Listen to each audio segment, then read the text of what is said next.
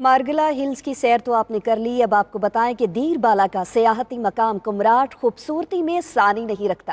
گھنے جنگلات، خوبصورت آبشاروں اور دریائے پنچکوڑا کے نیلے پانی پر مشتمل وادی کمراٹ سیاحوں کی توجہ کا مرکز بن گیا۔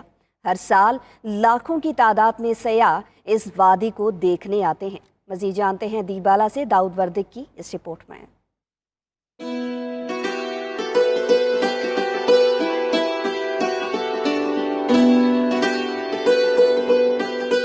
سطح سمندر سے 8000 فٹ بلندی پر واقع خوبصورت اور سحر انگیز وادی کمراٹ گھنے جنگلات اور خوبصورت آبشاروں کی سرزمین ہے۔ اس وادی کو دیر بالا سوئٹزرلینڈ بھی کہا جاتا ہے۔ وادی کمراٹ کا یہ وسیع و عریض علاقہ بیک وقت لاکھوں سیاحوں کو اپنے دامن میں سما سکتا ہے۔ جو بھی سیاح یہاں آتے ہیں اس وادی کے گن گاتے ہیں۔ جتنے بھی میں نے آج تک ٹورس کیے ہیں، کاغان، نران، ہنزا، سب کے، لیکن ان سب کا مقابلہ کمراٹ ویلی میرے خیال سے نہیں کر سکتا، کیونکہ اس کی ایک اپنی خوبصورتی ہے۔ ایسی وادی، ایسے پہاڑ، ایسے دریا، ٹھیک ہے، آبشار ہے، ادھر 2 آبشار ہو گیا، کالا چشمہ، ایسی جگہ ہمیں جو ہے اتنی خوبصورت جگہ کہیں بھی نظر نہیں آئی ابھی تک۔ وادی کمراٹ میں جہاز، بانڈا، کالا پانی، عمران خان آبشار سمیت کئی سیاحتی پوائنٹ سیاحوں کی گہری دلچسپی کا باعث ہیں۔ This is a really, really beautiful place.